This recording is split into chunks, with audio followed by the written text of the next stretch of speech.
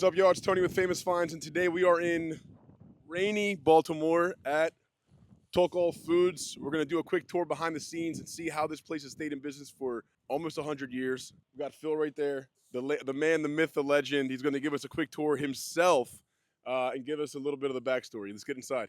So this is how we get them. They come in dirty from the farmer, and then you can look in there. You can zoom in if you want. That's what they look like when they're clean. We don't use no soaps or detergents or chemicals. It's water and friction. What was the process like before you had a machine cleaning it? So we always had a machine cleaning it, but the style of it was completely different and took a lot more people to sort of break up the bale. They literally had to use pitchforks and stuff to break up the bale. Now the way it works, literally one guy loads it, presses a button and walks away. So there's very few people that are needed to run the room. Where in our old building before we moved here, it was like 5 to 7 people. Wow. Yeah, it's a big difference. A lot more automated. And you can see the sizes vary from something really skinny to things that are as big as your fist and your fork. Kind of like a grading system with them that you have to buy? We buy called field run, because as long as we grind everything up. So as long as it's white and it's hot after we grind it, that's what we're looking for. Now, if you go buy it in the grocery store, the grocery wants those really big pieces. I'll summarize here. What we have is the bales as they come off the farm, and then they get grinding in the proprietary machine behind the camera. Then they end up looking like this, completely cleaned. They'll go up the conveyor. They'll go through a X-ray system right there for any foreign substances, because they're coming right off the shells, right off the farm, Mr. Phil said. So there's shotgun shells, tools, and different stuff that they'll find in there sometimes. They'll go up the conveyor right there. Well, they get grinded down. They'll get put in the vat right there, and then they'll hold them right there, and then they'll be processed right into the tub for horseradish or cocktail or different sauces. It's not a whole of this, but you can see how tall the grinding tower is here. So these are gallons of horseradish. This is food service. This is what you would buy that's going to go in the back of your restaurant. Yeah, we've used a lot of these. Yep. Still do. Good. Yep. So yeah, we're doing food service gallons. It's going to get either our label or a customer's label on it, and then it's going to go out to a distributor and get delivered to a restaurant or a caterer or a hotel. We can go look at the other side too. So it's getting capped. So as soon as it gets filled, comes to the wall, it gets a cap on it. And then this is the induction sealer. So the liner. Just stick it down? Yeah, oh, so wow. This is almost like a microwave. It excites the metal here, which heats it up and welds it to the plastic. Awesome. And that's why you peel it off. Got it. Yep. Then it's going to get a date code so we can, for traceability, right? And then the label. And this one's Tulkoff Horseradish. Awesome. So perfect. Extra hot too. Extra hot. I didn't even manage that for you today. And then about a year and a half ago, we put in the robot to do the packing. I love it. For years, he would stand there and pack those by hand. Each one of those jars weighs 8 pounds, and you can only grab it by the cap because it's too big a wound. Right. So we've taken a really laborious, difficult job and automated it. Then from there, it's going to get sealed, and then the robot's going to stack it. Could you get the robot's Fanic? Or the Japanese one? That's an ABB. ABB. And then all these are called cobots because you can work close to them. They're from Korea. I'm trying to think of the name of them now. So we have that one there, and there's one on the other line that palletizes cases. We literally look at orders, and within 10 days of the order coming in, it's made and shipped out of here. Horseradish is hottest right after it's ground. So the closer you can ship it to your customer, after it's been ground, the hotter it's going to be. And I think that's what differentiates our product, is that we're just in time. We're not leaving a bunch of stuff that sits in a warehouse for 2 months before you get it. Got it. That's why it's so hot. That root doesn't smell hot until you grind it up. That's what releases the enzymes that cause that heat that made your eyes water. Right. And like any chemical reaction, that dissipates over time. So horseradish never goes bad. It's going to make you sick or get moldy. It just loses that flavor and goes away the longer you wait. Cocktail sauce getting filled. Yep. Yeah, so a good example of the horseradish got used, but instead of going straight into a container, it's part of Right. part of ingredient. So what's happened, it's completely done at this point, and we're bringing it around to the palletizing area. Got it. So it seems like a lot, but that was the only way to get it there without like cutting off a path. Right.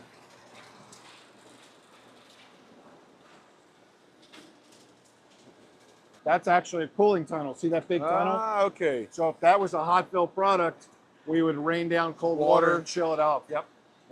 So this is our squeeze bottle line. This is like the inverted ketchup bottle. Right. So we do this. We do our aiolis, our tiger sauce, the cocktail sauce. This machine here can also fill hot, Mr. Phil's telling me. As you guys know, we have the manufacturing facility, which is a fraction of the size of this. But Mr. Phil was very friendly from the day that we built it and came over, gave us some pointers.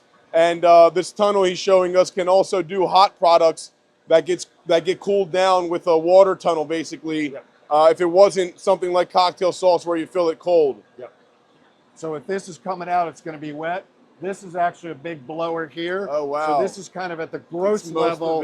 It's getting a big chunk of it. And then those you want to aim so that the faces are completely dry, because right after it's sticking a label on. Yep. Exactly. So these are kettles right here. There are 3 kettles that he has used for cooking product.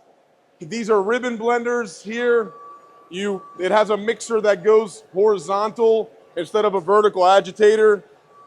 So he uses this for a different use than that. And these are what, more kettles you said, right? So these are all high shear. These high 2 shear. Small ones and the 2 big ones. So he's making some kind of an emulsion because there's eggs. Got it. So it's going to be eggs, oil, and some spices or seasonings. So it's the chipotle aioli. Oh, nice. And that will go into the same bottle that you just saw running. Nice. So we don't have super high volume on that stuff, but we'll stay on the same bottle and then just switch what we're putting in it during the day. Okay, nice. So we're doing cocktail sauce. They'll go to chipotle. They might do tiger sauce. They might do, we do a jalapeno aioli. So basically it's making your own mayonnaise and then adding in the chipotle spices to get that orange color and that heat. And you need the high shear to make the mayonnaise? Exactly. You know, like in the back of the kitchen, right? Right. Mix it, you gotta have like The buzzer, yeah. Exactly. Yeah. That's what this is doing for us. Got it. Yep. So it has the shear built into it because we have them kind of like suspended at the top. Yep. Yours is what, at the bottom? So inside, we call them squirrel cages. The technical term is a Dixie premixer, but they look like a squirrel cage or like a hamster wheel where the hamster will get in. Got it. So there's 3 of those in there. They're connected to some really big motors. Yep. And you can spin them super fast. Got it. And that's how you get that shearing going. Got it. Yep. So just like on the gallons, when it comes through the wall, it's getting capped. So they're working on that now. Okay. Same induction sealer. Once again, we're putting Nice. the seal on the Nice. top. Now, if these were hot, the other thing that would happen is this machine would grab the bottle and turn it this way. To get the air gap. Basically to sanitize that headspace. Yep. Before we had this machine, we literally had a pole that would knock them down. So that it would go sideways through here. And then at the end, we had somebody that had to stand everything up. That's awesome. Right. So now you don't have to touch it. Right? Yeah. Automation. Yeah. Yep. This is 36 pounds a piece. So that's picking up over 100 pounds now. Those are light. They're 12, but we do 4,000 of them in a day. Who wants to bend over 4,000 times? So that was the first thing we got rid of and automated in terms of, hey, how you doing? Making it easier for people, right? Got it. So this is all finished product. Got it. This is product that's already been sold. We've made it. It's waiting to go out. Got it. Pals are industrial. We're selling that. Other manufacturers are going to use horseradish or garlic or ginger puree as an ingredient, and then all these food service things that are going out to different distributors. So 5 gallon is the biggest that you'll make for That's that? 30 pounds. Okay. So we also will do a drum, and we'll do a tote if somebody wants a tote. Got it. Yep. Oh, so this is that whole squeeze bottle line, right? So we've got garlic aioli and kimchi aioli, chipotle aioli. We got the cocktail sauce. We got tiger sauce, jalapeno aioli. So we got a little bit of everything. Yep. All right, you ready? Yep. This So is it. This could be a little chilly, but go in here. Yeah.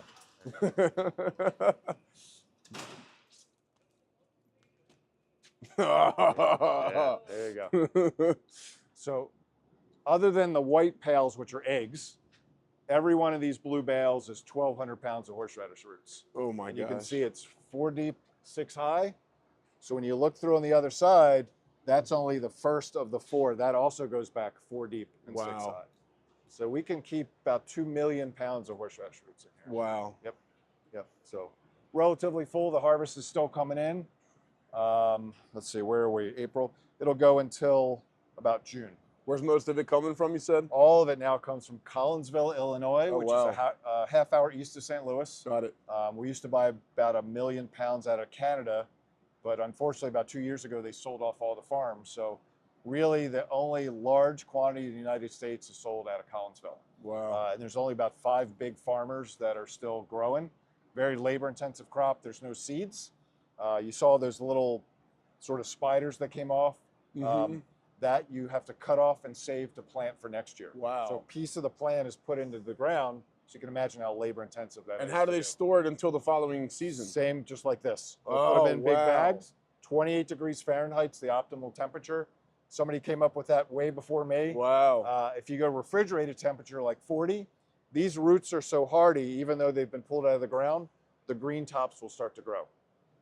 If you go regular frozen, 0 to -10, you'll damage the root. Got it. So this 28 keeps them dormant. They'll store really well for 6 months if you need to. We don't need 6 months. Got it. They're a very, very hardy root, and they store well at the right temperature. Every day, stuff's coming in, stuff's going out. Wow. The only other thing I can tell you is that every one of these bales, we know what farmer it came from, which field from that farmer, what it weighs, and when we got it. And that traceability goes all the way back to when we put it in a bottle. So if, God forbid, there was actually a problem with a particular field, we know where it went in our product. We can trace all the way back to that. So every bale gets put into our software system when we grind, like what you saw today.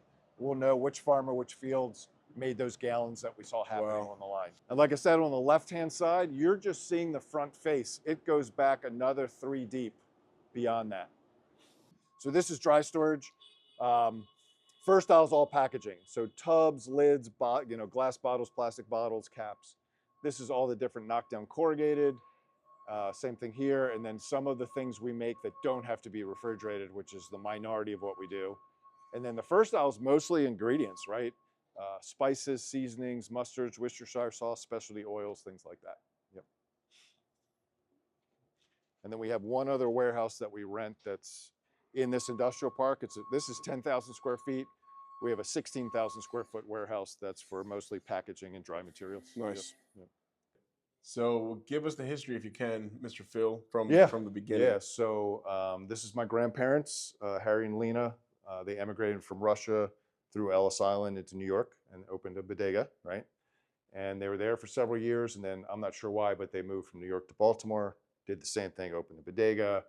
My grandfather, he was just a hustler. I mean, he sold confections at some point, ice cream, I'm told, this stuff, and they would grind fresh horseradish for people. Now, at some point, I don't know why, they morphed from, groceries to a manufacturer and started doing horseradish and cocktail sauce and garlic and stuff like that.